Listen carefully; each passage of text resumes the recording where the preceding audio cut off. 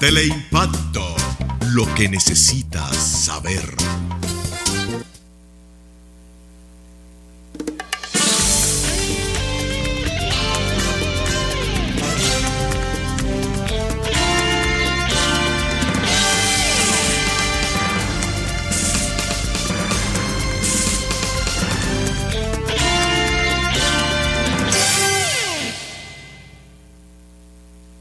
¿Por qué es importante un sistema de pagos moderno y eficiente? Ha llegado el fin de mes y esperas la entrega de tu sueldo. Ya has calculado el pago de tus cuentas. Préstamo, casa, carro, luz, teléfono, estudios, comida. Pero imagina que solo te pudieran pagar en efectivo. Y no existen instrumentos de pago modernos y confiables que te faciliten cumplir a tiempo con tus compromisos.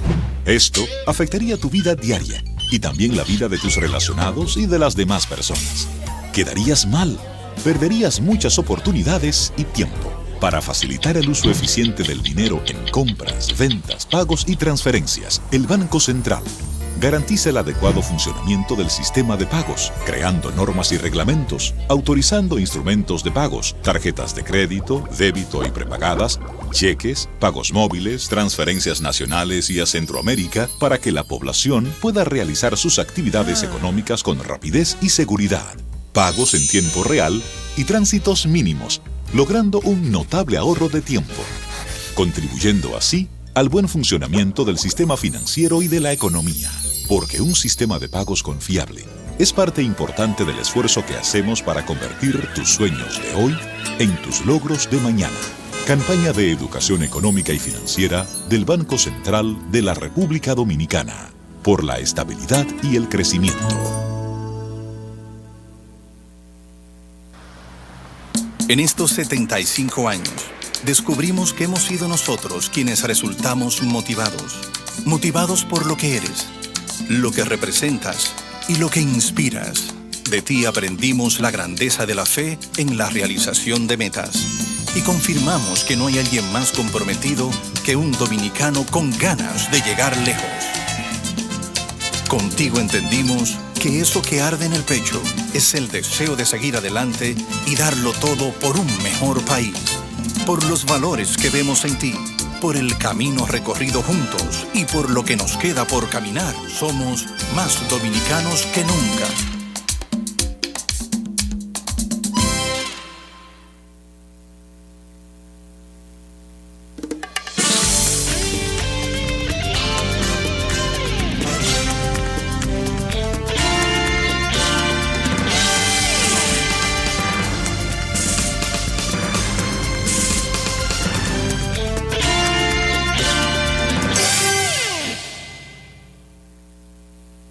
¿Por qué es importante un sistema de pagos moderno y eficiente? Ha llegado el fin de mes y esperas la entrega de tu sueldo. Ya has calculado el pago de tus cuentas. Préstamo, casa, carro, luz, teléfono, estudios, comida. Pero imagina que solo te pudieran pagar en efectivo.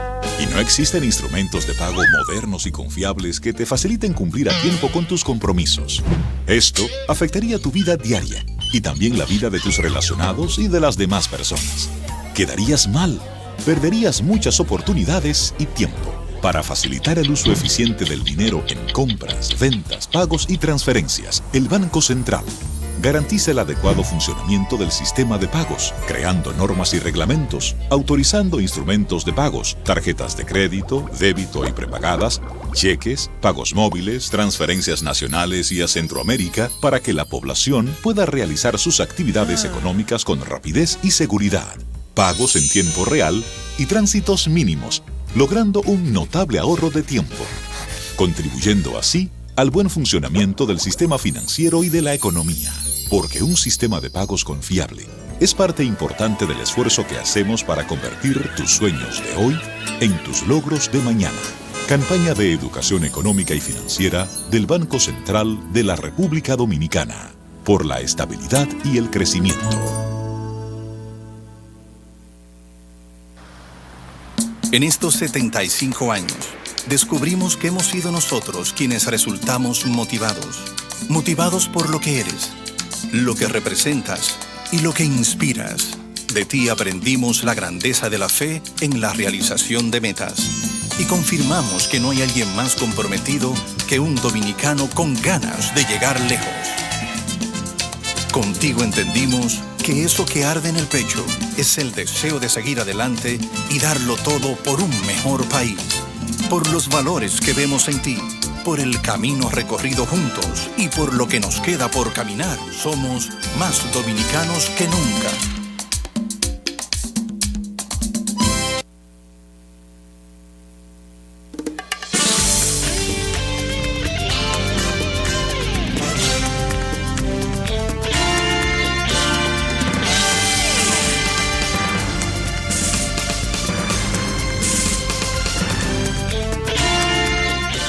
Muy buenas tardes, amables televidentes. Bienvenido a esta cita crepuscular y nocturna de Teleimpacto, que es al final de la tarde o comenzando la noche.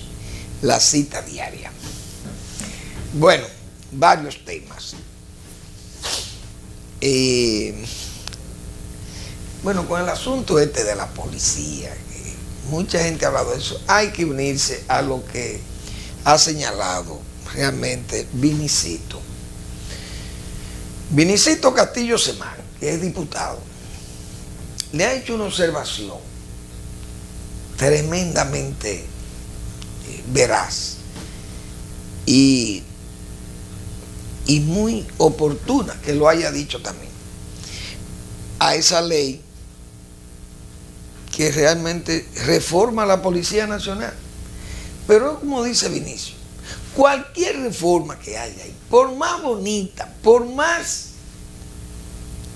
elegantemente redactada y hasta lo inclusiva que es para fines de los policías y todo, por más que tenga esos detalles, no van para ningún lado esa ley, a menos que contemple mejorar los salarios de esta gente. Porque ¿con qué estímulo van a los policías a hacer efectiva su labor policial con sueldos tan míseros como lo que tienen los policías, los mismos oficiales, rasos y clases? Entonces, eso no es más que querer ponerse de moda o legislar por impulso, que es una de las cosas más dañinas para la democracia.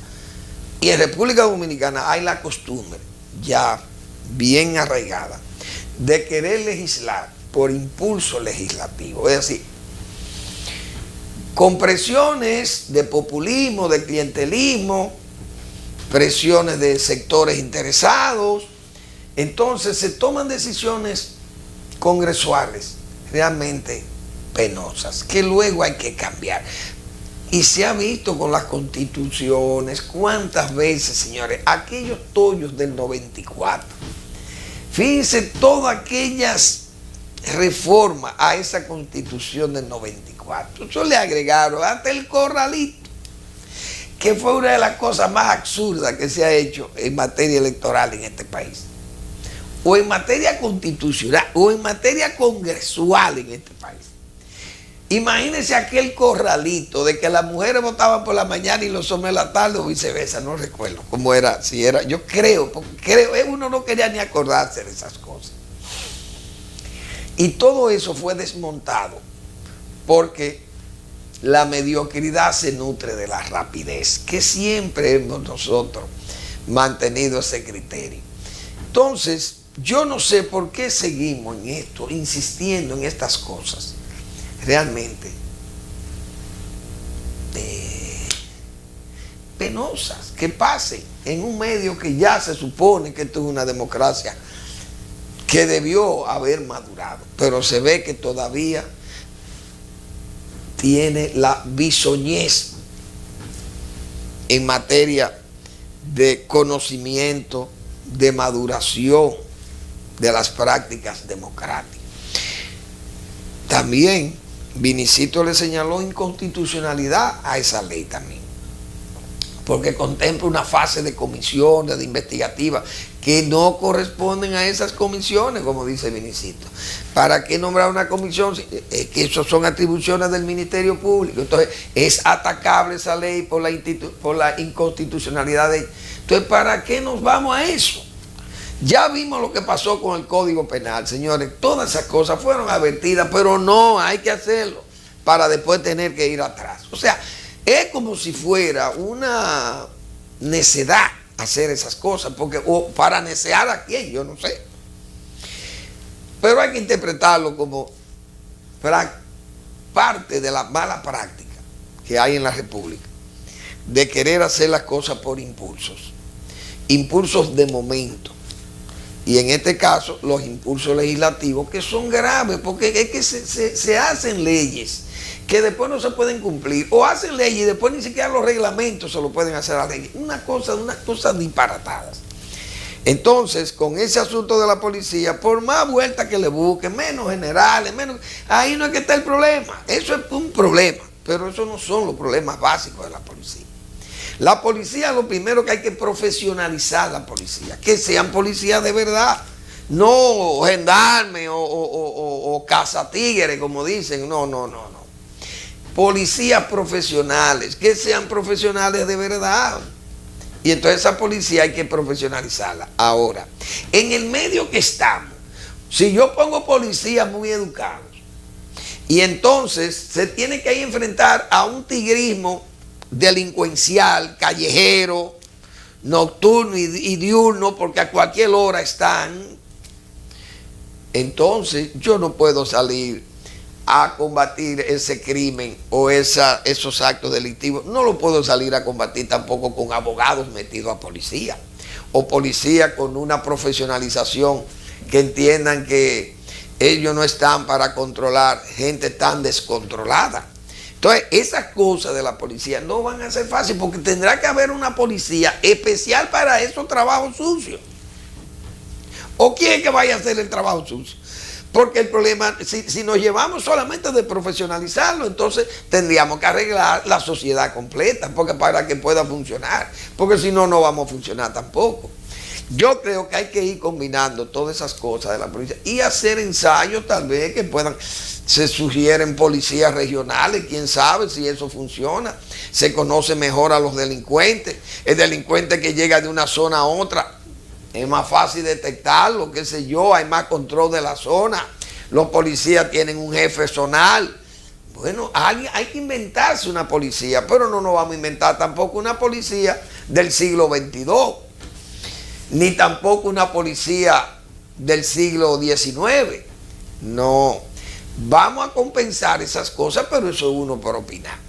Porque yo en esos asuntos no soy especialista tampoco, pero es por lo que uno ve. Porque ¿quién va a ir a trabajar? ¿Quién va a ir a intercambiar disparos con un tigrismo armado hasta los dientes? Delincuentes sin piedad, sin alma, desalmados totalmente. No desarmados, no, desalmados. Entonces, esta gente, si no tiene ni siquiera un seguro para garantizarle a la familia que lo entierren dignamente, imagínense ustedes qué policía no está, diríamos, tan tentado a él mismo ser parte del problema en el país, o sea, convertirse en otro delincuente o un facilitador de la delincuencia. Entonces aquí hay que revisar esa cosa y hacer de la policía lo que sean policía, y tienen que estar vestidos de policía. Y si usted no está vestido de policía, usted tiene que ser llamado calié. Y el calié es necesario, porque no vamos tampoco, aquí se ha estigmatizado el calié. El calié político, bueno, eso tenía su sentido de que fuera estigmatizado. Pero el calié contra el crimen, que es lo que le vamos a llamar en mejor prosa, vamos a decirle la inteligencia policial. Pero mayor nivel de inteligencia significa mejor nivel de soplado, de conocer el movimiento del delincuente en el propio barrio. Pero para esas cosas se necesita policías que estén dispuestos a jugársela, pero con buenos salarios y con buenas condiciones, porque son vendidos por otros policías. El temor de ser Cali en un barrio es que a usted lo delata otro policía para que el delincuente entonces venga y lo ejecute a usted o le ejecute a la familia suya en ese barrio. Pero hay que buscar la vía de mejorar la inteligencia en la policía. No la inteligencia, no, sino la inteligencia, esas labores de personas que están bien pagadas en los barrios y que están viendo lo que está pasando y que oyen cuáles son los movimientos delincuenciales en la zona. Porque en los barrios se conoce todo el mundo. El que brega con drogas, el que vende armas, el que trabaja prostitución, el que trabaja incluso lo que facilitan las actividades gays o de los LGBT o TV, como le quieran poner. El orden de los factores no altera el producto. Esa gente también tiene sus enclaves para que le busquen sus diversiones. En resumen, en el barrio se conoce todo. Entonces una buena labor de inteligencia puede ayudar a la policía, pero la policía necesita muchos recursos para eso, porque eso hay que pagarlo bien. Y a los policías que estén en esas labores de perseguir el crimen hay que pagarle y garantizarle un futuro para ellos y sus hijos. Porque no tiene sentido que usted sea un buen policía para morir en la pobreza o morir acribillado por el mismo delincuente, delatado por sus propios compañeros. Que peor, es más grave el asunto. Ahí todavía es más grave. Entonces, todas esas cosas que se están haciendo y que leyes y reformas, eso no va para ningún lado. Eso que dice Vinicito es verdad. Usted si no tiene salario, ¿qué es lo que usted va a buscar ahí? Un policía que no se pueda dar el lujo de ir a una tienda, a una venta de pasillo. Bueno, mira, ellos están vendiendo ropa barata. Ay, yo que tengo 2 muchachos, pero yo no tengo dinero para comprarle, aunque sea 2 polo shirts, 2 camisas, un par de zapatos a los hijos míos. Mira, que vamos aprovechando que hay una venta de pasillo allí en tal plaza. Un policía no puede hacer eso, y los militares menos, porque los policías se la buscan, como dicen. En el sentido que ustedes me entienden, no es que tienen que hacer actos delincuenciales o esas cosas, no. Al policía muchas veces la gente hasta le regala. Y cualquier comerciante le puede regalar algo para que le tire la vista, como dicen, a los suyos por ahí. Y uno sabe que esas cosas son posibles por una policía que precisamente anda desesperada porque no tiene dinero. Ellos no lo hacen así a la franca y ya lo aceptan. Hasta los de AME, que era una policía que tenía cierto, diríamos, no se había llegado al relajamiento que se había llegado con la SOTA. Era una policía que estaba, diríamos, más controlada o más concienciada de esa labor. Y se le tenía como un cuerpo casi élite en ese aspecto en la policía. No había esa solicitud de la coima o la presión, la extorsión policial. En AME, ya los de AME aceptan dinero. Aceptan dinero porque AME también ha perdido, ya se ha agigantado aquello y tiene las mismas dolencias, las mismas falencias de la policía. Porque ¿qué es lo que están ahí? Los de AME son policías transferidos. Es más, son los mismos policías con uniforme distinto. Entonces, yo creo que hay que hacerle caso a esas cosas que dijo Vinicito. O se aprueban esas cosas también, hay que decir, porque muchas veces, como para que conten actas, se aprueban a vapor esas cosas por los impulsos legislativos, para que después se caiga el proyecto, como dicen. Entonces, bueno, lo tumba la otra cámara y ya, bueno, hicimos un esfuerzo, nosotros trabajamos ese proyecto, pero entonces no hubo consenso, no nos pudimos poner de acuerdo. Y así pasa en todas las cosas de aquí. Cuando los intereses perjudican o favorecen a grupos, entonces se aceleran y vienen los impulsos y vienen todas estas locuras y absurdidades que se dan con decisiones congresuales realmente hija de la prisa. Y, repito, la mediocridad se nutre de la rapidez. Terminan siendo mediocres. Eso es lo que hay. Bueno, ayer nosotros ya adelantábamos,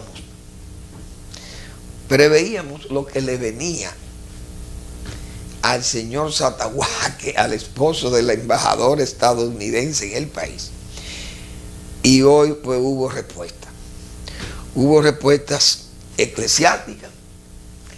Monseñor de la Rosa y Carpio le enrostra con mucha dureza a los señores de la embajada, que ellos no tienen que presentar excusa, que la excusa quien debe presentarla es Estados Unidos, su delegación, su representación, por los abusos cometidos en la República Dominicana durante tanto tiempo. Señores, y desde el 16, pero antes del 16 hubo toda una extorsión para cobrarnos la deuda, intervenir las aduanas, y ya ustedes saben, si hoy, señores, hoy, la discriminación a los negros, a los mulatos, a las minorías en los Estados Unidos, hoy todavía está vigente. Imagínense ustedes a principios de siglo, imagínense aquel Ryder, aquel presidente Roosevelt, Teodoro Roosevelt, que fue el vaquero, ese señor que yo creo que andaba con espuela en la Casa Blanca. Bueno, el Ryder, no sé cómo que le decía, yo creo que era así. Pero el hombre era un ambientalista también y salía, digo, no ambientalista, sino, diríamos, un cazador y practicante de los safaris y esas cosas. Y para esos tiempos lo que era Estados Unidos. Pero yo creo que fue mucho pedirle por Monseñor de la Rosa, porque, y esa gente han leído nada de historia de los Estados Unidos. El señor Brute y el señor Satahuaque no conocen la historia de los Estados Unidos de Norteamérica, y menos de esta historia que nosotros tenemos vivida, de esas vivencias con los norteamericanos.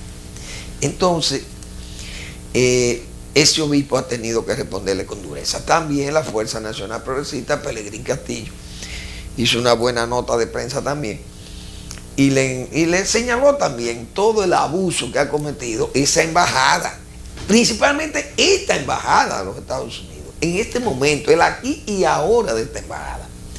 Una embajada que nosotros hemos dicho otra vez aquí, señores, con las representaciones que hubo allí, de gente talentosa que fueron los embajadores que venían a Estados Unidos.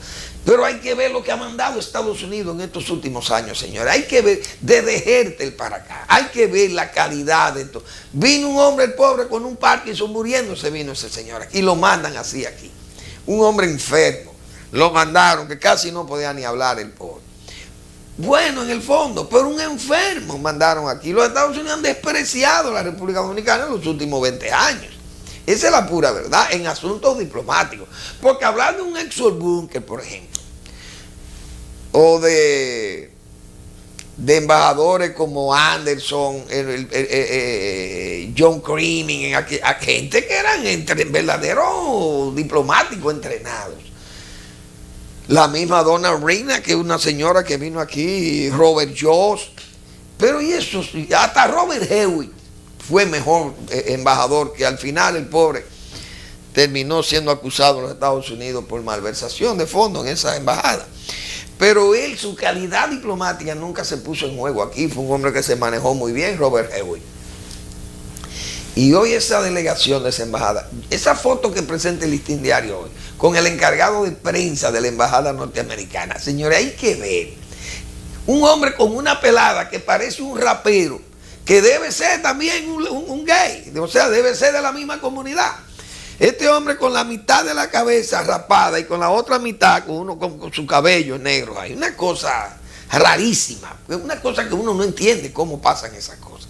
Pero pasan porque en República Dominicana, este es un país pequeño, sumiso, porque, repito, a Fidel Castro no se lo mandan, que tiene embajada ya norteamericana, pero no le mandan una cosa de esto, un esperpento de eso. No se lo mandan allí porque saben que lo van a rechazar.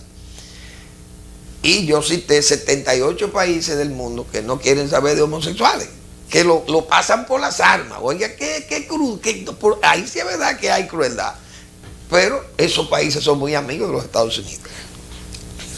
Con la mayoría de ellos, Estados Unidos tiene relaciones, pero íntimas, muy íntimas. Incluso con enemigos íntimos de los Estados Unidos, como Irán, por ejemplo, pero íntimos como Arabia Saudita, o un enemigo íntimo como China, por ejemplo, China comunista, o Rusia, que son enemigos íntimos de los Estados Unidos. Esa gente no quieren saber de homosexuales tampoco. Ah, no, pero con esos países nadie se mete. Con esto sí, porque esto es un punto del Caribe. Solo nosotros, porque ya repito, en Cuba se le reprime a los negros y se reprime a los homosexuales. Y gozan del aprecio de la comunidad europea y de la comunidad norteamericana. A nosotros, en cambio, nos señalan como discriminadores, xenófobos, racistas, nazis del Caribe, genocidio civil. Bueno, todas las maldades las tiene el pueblo dominicano para los norteamericanos. Y ciertos europeos hipócritas como no hay. Entonces, esa respuesta que se le dio hoy a la embajada, pues hay que saludar también para que ellos sepan. Porque lo penoso es que esa gente, mejor dicho, esa gente no sabe. Esa gente no sabe lo que es Estados Unidos, no sabe lo que son las relaciones de los Estados Unidos. Esa gente no... Mire, usted le pregunta al señor Bruta y a Satahuá que quién fue Mr. Puglia. Y esos tipos no saben quién fue Mr. Puglia. No lo saben ahí en esa embajada. Yo quisiera ver al señor Brute para entrevistarlo y preguntarle, ¿usted sabe quién fue Mr. Puglia? Y seguro que no sabe quién fue Mr. Puglia. Es más, ese señor no sabe quién fue Sommerwells que estuvo por aquí. No sabe quién fue Sommerwells. Ese señor. Porque son gente que no han leído la historia de la República Dominicana, ni la historia de los Estados Unidos. Y entonces vienen aquí y no saben, señores, no saben el papel que ha jugado la iglesia dominicana, como yo decía ayer. Una iglesia que ha sido forjadora de la cultura, de la formación de la conciencia misma del pueblo dominicano. ¿Quién fue? No el confesor, sino el instructor, diríamos, en asuntos de conspiración, en asuntos de ideas separatistas, de ideas de independencia. ¿Quién es, diríamos, la cabeza orientadora de los trinitarios? Es el padre Gaspar Hernández. Creo que era peruano el padre Gaspar Hernández, pero hizo sacerdocio por República Dominicana y es el hombre que, como diríamos, guía conspirativo, vamos a ponerle, no importa, le vamos a poner la palabra quizá no adecuada, pero es el guía de Duarte y de los trinitarios para organizar la independencia nacional. Y usted va a cuestionar una iglesia que es la iglesia que forja en América los derechos humanos desde el territorio de la República Dominicana. Cuando el sermón de Montesinos, las acciones del padre Fray Pedro de Córdoba, señores, las casas, esa gente, los padres Jerónimos que regentaron esto, que fueron, diríamos, capitanes generales, que no cabe esa, pero fueron regentes de este territorio para la corona española, los padres Jerónimos. Imagínense ustedes, un país como la República Dominicana, donde la iglesia ha tenido una participación en la formación de este pueblo. ¿Cómo usted va a venir, que un diplomático de Estados Unidos, a pelear con la iglesia dominicana? Una iglesia tan contestataria con sus dictadores. Y usted va a venir a donde está un López Rodríguez, activo, este mismo Masaya, este joven Masaya, o el obispo Freddy Bretón, o Monseñor de la Rosa y Carpi, gente de esos niveles, señores, o en la tierra de un obispo como Meriño o como Noel. Ustedes están jugando con este pueblo dominicano en lo que respecta a su iglesia católica. Eso usted no lo puede desconocer en este país, ni venir a pelear con esa gente. Pero, repito, la ignorancia en materia no diplomática, no, histórica, de la relación Estados Unidos y República Dominicana, hacen que esta gente vengan a hacer el ridículo y a cometer estas meteduras de pata en la República Dominicana, donde yo decía ayer, se les respetan, se les toleran, mejor dicho, porque República Dominicana es un país tan mínimo, Y Estados Unidos es un país tan influyente y tan poderoso, socio nuestro, para nuestras mayores exportaciones. Imagínense ustedes y que nosotros entremos en un pleito con este país, que es un asunto casi de David contra Goliat. Pero esa es la situación. Solamente por eso esta gente no han salido con una sábana por un canto, como se dice, de este país. Que también, hay que decir lo siguiente, ha faltado también el carácter nacional que sea defendido como hubo presidente en este país, porque hay que decir también eso. Esta gente están ahí porque aquí no, el carácter nacional se ha debilitado, pero yo he contado aquí, no es verdad que a Trujillo usted le traía un disparate de eso. A Balaguer usted no le venía a imponer una cosa de esa, porque Balaguer lo ponía en apuro. Y yo he hecho aquí las anécdotas del caso del señor Santa Cruz, quien era representante de la FAO en este país, y vino y se sublevó prácticamente con unas declaraciones tan imprudentes como diplomático de la FAO. Un hombre con representación diplomática o con categoría diplomática. El señor Santa Cruz se atrevió a señalar unas cifras falsas. Y Joaquín Balaguer, señores, llamó la atención públicamente de eso. Y el señor, cuando fue al palacio a pedir excusa, Balaguer ni lo recibió, tengo entendido. Ese señor tuvo que salir del país, irse del país, porque Joaquín Balaguer solamente tuvo que decir que esa persona no era grata aquí. Y dio una respuesta. Yo recuerdo que Joaquín Balaguer, es más, yo estaba en ese acto, para ser más preciso y más gráfico. Estábamos en Esperanza, recuerdo yo, inaugurando unas viviendas allá en Esperanza, que era costumbre, diríamos, eso era semanal de Balaguer. Y recuerdo que hubo un periodista, fue un jueves, si mal no recuerdo, creo que fue un jueves, que eran los días que Balaguer concedía las entrevistas, las ruedas de prensa, o aceptaba preguntas y respondía preguntas. Y ese día le preguntaron sobre esas declaraciones del señor Santa Cruz, que dijo que en el país había un 62% de pobreza extrema. Óigase eso.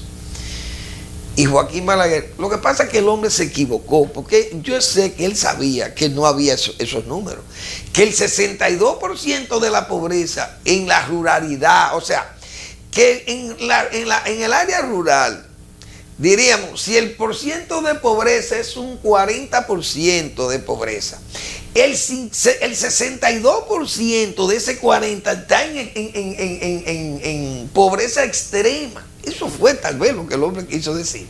Pero aún así, Joaquín Balaguer, cuando le hicieron la pregunta, la respuesta que dio fue la siguiente. Bueno, si esos números, como dice el señor representante de la FAO, son ciertos, deben estar en la República Dominicana en estos momentos, debiera estar la República poblada de personal de Naciones Unidas, ayudando, dando asistencia a los pobres. Es decir, estuviera lleno de rescatistas o de asistentes de Naciones Unidas dando servicio a tanta gente carenciada. Legiones debían haber, decía Balaguer. Es decir, una respuesta muy lógica, porque Balaguer dijo, bueno, si tenemos ese nivel de pobreza, este país está en indigencia, prácticamente en indigencia total. Por tanto, Naciones Unidas tiene que estar a cargo de esto, como está en Haití. O sea, la sociedad haitiana. Y eso fue suficiente. Esa respuesta fue suficiente para que ese señor se tuviera que ir del país.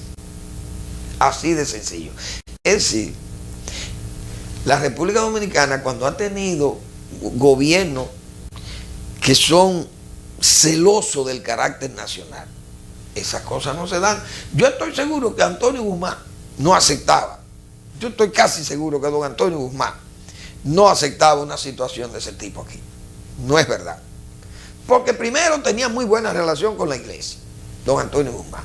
Y segundo, que creo que don Antonio Guzmán tenía carácter para decirle que no a esa gente. No, mire, ustedes no pueden ejercer aquí esto. No, mire, Estados Unidos, busquen otra cosa, pero no me manden a estos señores aquí. Probablemente yo creo que lo hubiera dicho. Pero yo decía ayer que el PLD y sus líderes, a propósito de hoy, que un día como hoy del año 1909 nació don Juan Emilio Bosch y Gaviño, líder fundador del PRD y del PLD. Y hay que saludar esa memoria del profesor Juan Bosch. Más que doctor, cuánto honor y causa no le dieron a Juan Bosch. Y nunca le puso un título. El profesor Juan Bosch, y vaya usted a saber qué profesor, qué didacta, qué autodidacta, qué intelectual tan recio Juan Bosch, tan pensador. Y don Juan Bosch realmente modeló al PLD, educó sus mejores cuadros, que son hoy los que están ahí, lo educó políticamente, lo hizo político, diríamos, para el trabajo político, le dio las herramientas para el trabajo político partidario o partidarista. Pero quien lo modela como futuros líderes, para que ustedes vean quién fue, uno de sus principales adversarios, que fue Joaquín Balaguer. Balaguer es quien modela el liderazgo del PLD, pero lo lleva, diríamos, a darle la proyección jerárquica. Es Balaguer. Oigan por dónde anda Manuel Fermín ahora. Oigan dónde yo me he metido. Oigan en qué terreno me he metido yo ahora. Es decir, que los dos líderes del PLD hoy, que son el doctor Leonel Fernández y el licenciado Danilo Medina, aunque educados por Bosch políticamente, formados políticamente por Bosch, jerárquicamente fueron proyectados por Joaquín Balaguer. Y me van a decir, pero Manuel Fermín se estará poniendo loco. ¿Fue Juan Bosch? No. Balaguer. Balaguer es quien comienza a modelar, a darle a proyectarle jerarquía a Leonel Fernández. Me van a decir, no, pero el que llevó a Leonel a candidato a vicepresidencial y candidato presidencial fue el PLD y don Juan. Sí, es verdad. Ya tenía una categoría de líder. Bueno, podría ser. Tenía una categoría ya de acompañar al líder, que era el profesor Bosch. Ahora, cuando lo lanzan a hacer, como dice, a hacer pininos, es decir, a ver qué pasa, se le da calor y nido desde el lado del balaguerismo a esa candidatura de Leonel Fernández y comienza a aventarse esa candidatura sobre la base de un apoyo, diríamos, subterráneo, subrepticio del PRCC a ese PLD de Leonel, como resguardo a una candidatura tan inestable y tan, diríamos, tan contestataria como era la candidatura de Jacinto Peinado. Y ese balaguerismo que se dio cuenta de cómo Jacinto pensaba y cómo era tan desenfrenado hablando, que en paz descanse, pero en esto la historia tenemos que ser claros. Yo le voy a agarrar el anillo ese a Balaguer y se lo voy a ahorcar uno por uno. Y Balaguer sabía todo. Todo eso Joaquín Balaguer lo sabía. Incluso yo he dicho aquí, y lo voy a decir más. En una oportunidad, un señor que ya murió y que yo aprecié muchísimo, estaba en una reunión de cívicos. Los cívicos siempre fueron gente distante de Balaguer. Y en esa reunión le dijeron a ese amigo mío, fulano, ¿qué es lo que hay que hacer con Balaguer para salir de Balaguer? Y el tipo dijo, matar a Balaguer. Es de la única forma, porque Balaguer se va a eternizar en el poder.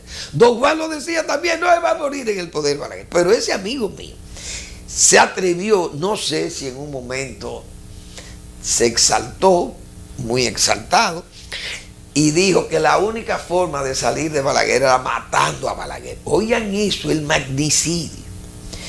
Y desde luego todo el mundo se sintió ahí, diríamos, como saltaron como sprint. No, espérate, fulano, no, pero ¿y cómo tú vas a decir una cosa igual? Pero usted no quiere salir de Balaguer, ¿por qué que de Balaguer no se va a poder salir si no es así? Y el doctor Balaguer supo eso, supo que ese señor había dicho eso. Y lo trató a Balaguer como si fuera, con mano de seda, siempre trató a ese caballero, con un respeto increíble. Porque Joaquín Balaguer era un hombre, tenía la acción sedante contra cualquier adversario. Y entonces, viendo esta situación en la que caía el licenciado Peinado, dijo, bueno, vamos a aventar a este muchacho que viene siendo también mulato para enfrentar al negro de Peña Gómez. Lo vamos a enfrentar con un mulato porque en Estados Unidos se han apandillado. Porque no fue que se abanderaron, no, se apandillaron contra Balaguer y su partido, por todo lo que conocemos que pasó en el 94. Entonces, en el 96, todo el mundo sabe que esas mismas fuerzas que obraron contra Balaguer seguían obrando contra, diríamos, tal vez no en contra de las fuerzas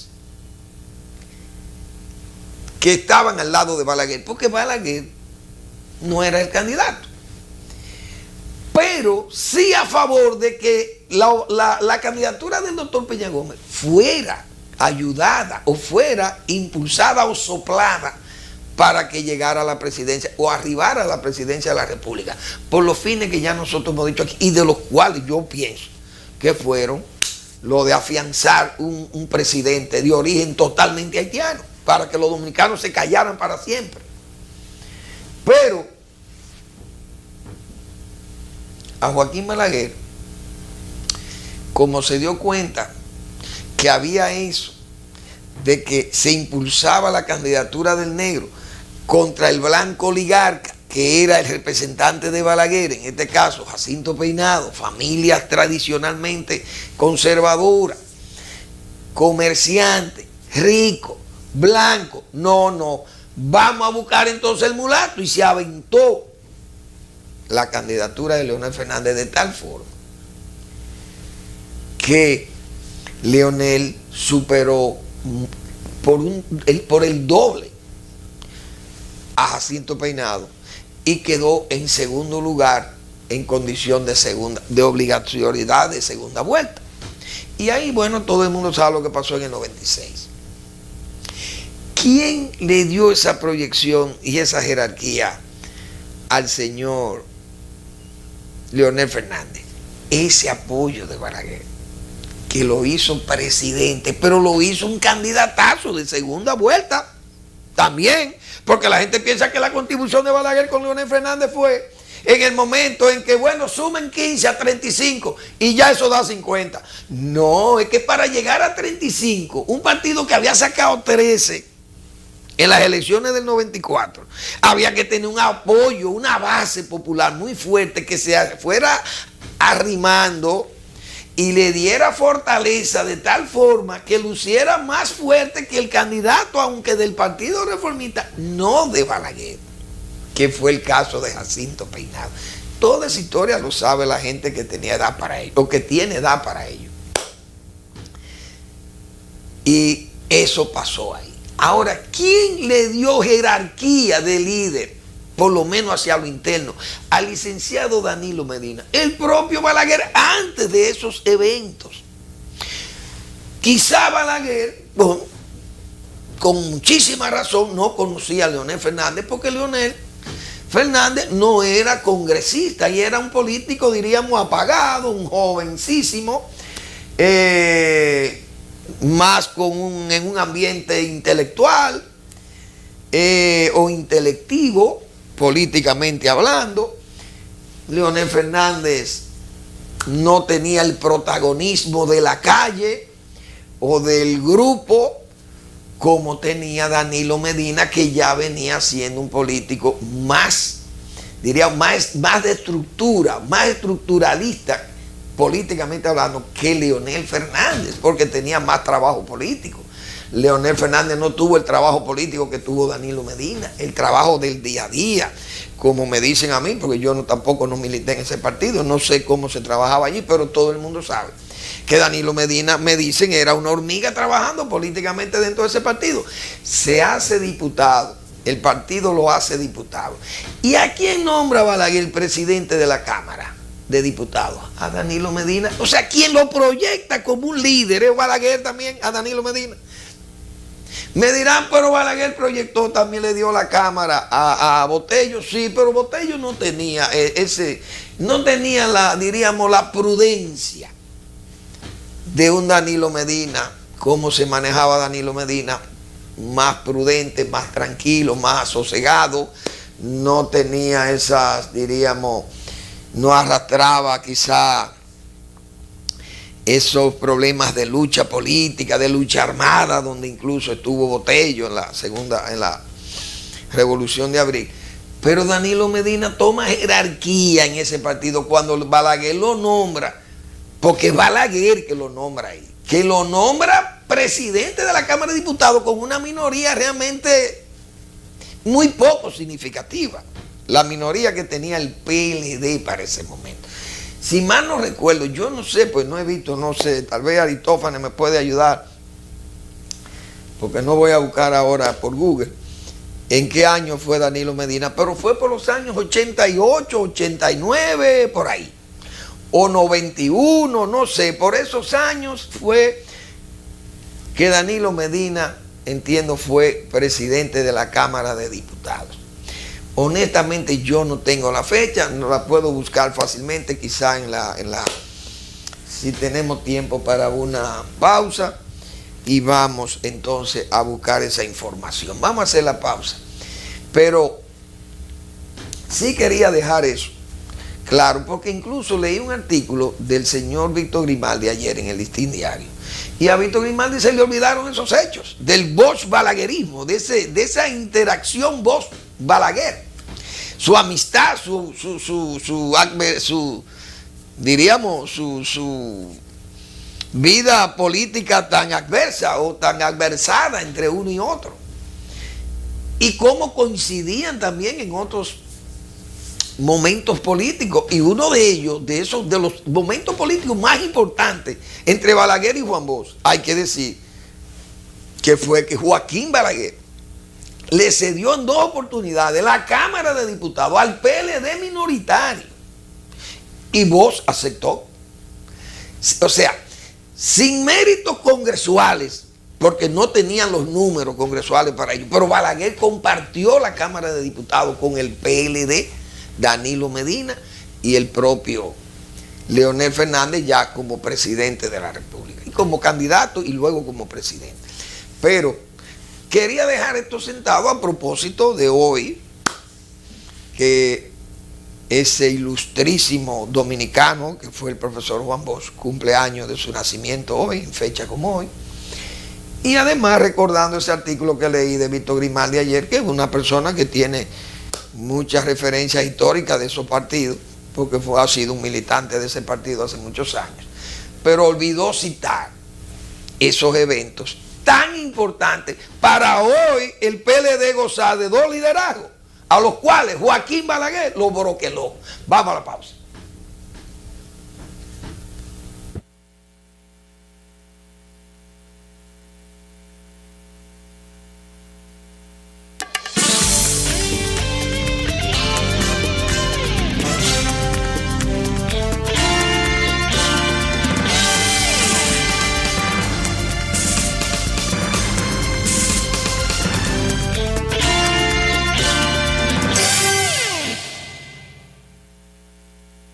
¿Por qué es importante un sistema de pagos moderno y eficiente? Ha llegado el fin de mes y esperas la entrega de tu sueldo. Ya has calculado el pago de tus cuentas. Préstamo, casa, carro, luz, teléfono, estudios, comida. Pero imagina que solo te pudieran pagar en efectivo. Y no existen instrumentos de pago modernos y confiables que te faciliten cumplir a tiempo con tus compromisos. Esto afectaría tu vida diaria y también la vida de tus relacionados y de las demás personas. Quedarías mal. Perderías muchas oportunidades y tiempo. Para facilitar el uso eficiente del dinero en compras, ventas, pagos y transferencias, el Banco Central garantiza el adecuado funcionamiento del sistema de pagos, creando normas y reglamentos, autorizando instrumentos de pagos, tarjetas de crédito, débito y prepagadas, cheques, pagos móviles, transferencias nacionales y a Centroamérica para que la población pueda realizar sus actividades económicas con rapidez y seguridad. Pagos en tiempo real y tránsitos mínimos, logrando un notable ahorro de tiempo, contribuyendo así al buen funcionamiento del sistema financiero y de la economía. Porque un sistema de pagos confiable es parte importante del esfuerzo que hacemos para convertir tus sueños de hoy en tus logros de mañana. Campaña de Educación Económica y Financiera del Banco Central de la República Dominicana, por la estabilidad y el crecimiento. En estos 75 años, descubrimos que hemos sido nosotros quienes resultamos motivados por lo que eres, lo que representas y lo que inspiras. De ti aprendimos la grandeza de la fe en la realización de metas y confirmamos que no hay alguien más comprometido que un dominicano con ganas de llegar lejos. Contigo entendimos que eso que arde en el pecho es el deseo de seguir adelante y darlo todo por un mejor país, por los valores que vemos en ti, por el camino recorrido juntos y por lo que nos queda por caminar. Somos más dominicanos que nunca.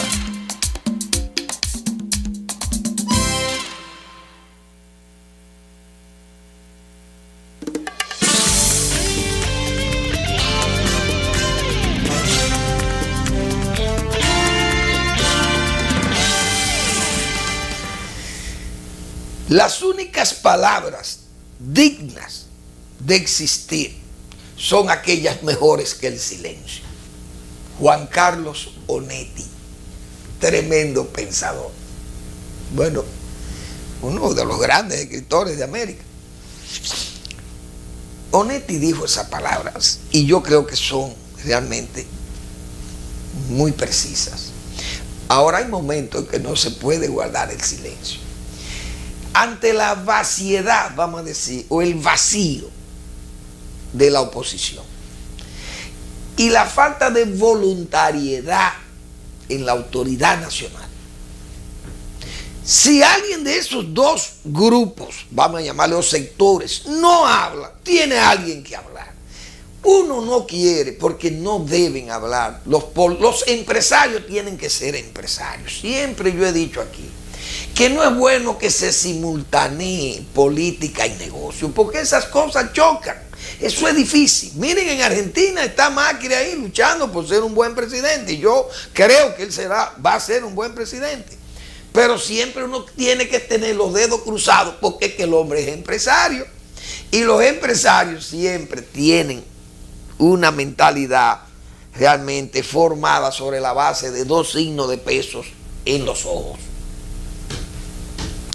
Ahora, el señor del CONE, el presidente del CONE, que es un hombre que está muy politizado, lamentablemente, pero él parece que está muy ofuscado, o yo no sé lo que pasa, porque hay cosas que hay que decir, y él ha tenido que decir, repito, no podía guardar el silencio, porque hay muchos problemas de lo que él expresó ahí, que tienen un agobio contra el país.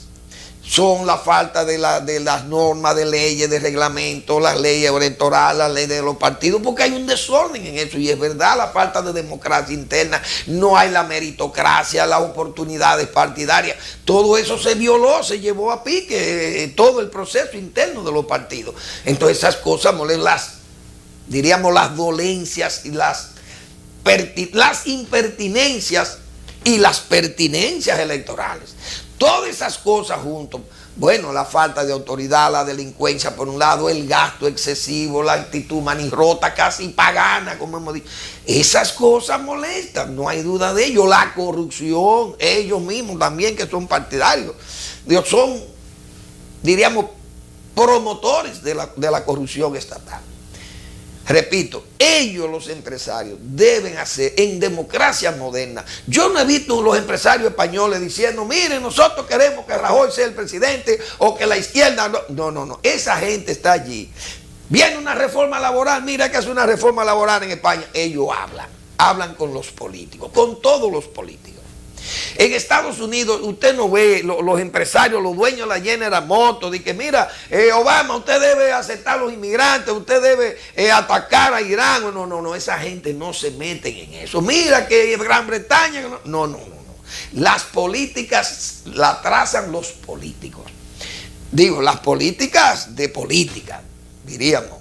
De políticas, no vamos a hablar de políticas públicas, por ejemplo, que si hay que hacer un pacto fiscal, usted tiene que hablar con los empresarios, porque ellos son los que tienen parte del problema encima.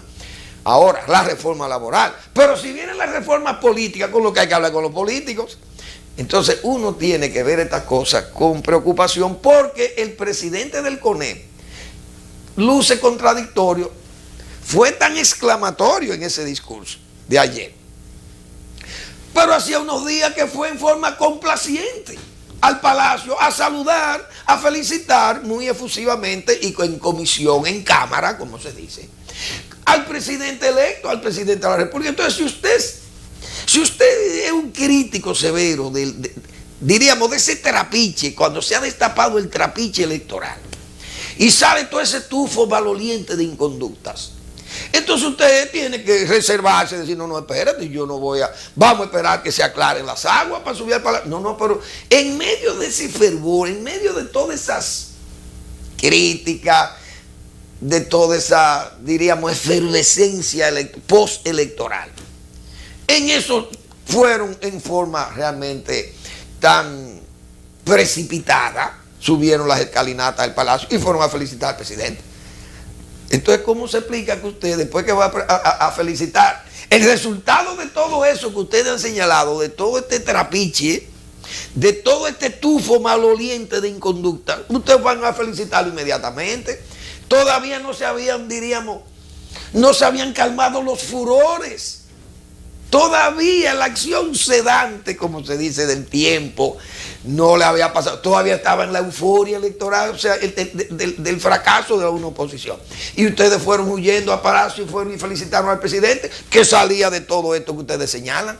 Entonces, es muy contradictorio, es verdad. Y él no luce ser una persona coherente, él no tiene, diríamos, las condiciones para ser, vamos a decir, un líder del sector empresarial. No la tiene el señor Blanco Canto, que es el que lo dirige, porque luce contradictorio. Ahora, yo no lo critico que haya dicho lo que dijo ahora, en el sentido de que, repito, ante la vacuidad, ante la vaciedad, ante el vacío de una oposición realmente sin fuerza, desvalida, sin fuelle, y una autoridad caída, desplomada, que está la autoridad nacional. Bueno, alguien tiene que hablar, repito, y los empresarios creo que tienen derecho a hablar, pero hay que oír esa expresión de Onetti. Si hay palabras dignas de existir, son aquellas mejores que el silencio. Señores, gracias por preferirnos, muy amable de ustedes por su atención. Mañana viernes vamos a seguir con temas que yo dije que iba a hablar de ellos y no lo pude tratar. Tengo el tema del tabaco, pero quiero darle una condición especial al tabaco. Tengo que hablar del tabaco, que no pude hoy tratar ese tema, que quería compartirlo con ustedes. Está el caso de Venezuela, ayer adelantaba ese caso de Venezuela, pero también, cómo no, la misma actitud que yo había señalado aquí del Papa, que temía yo por el Papa, porque hay una curia que está rebelde con esa y no sintoniza con ese liberalismo que ya le llaman libertino del Papa Francisco. Pero vamos a seguir con eso, porque yo ayer hasta dije que si el Papa había tenido alguna experiencia homosexual, que luce tan, diríamos, tan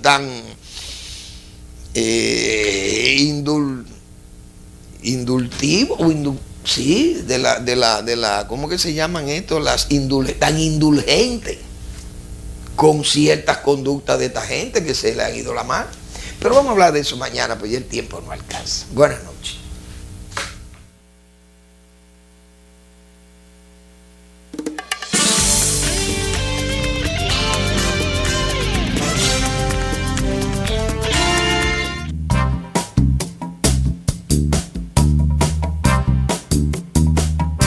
Teleimpacto, lo que necesitas saber.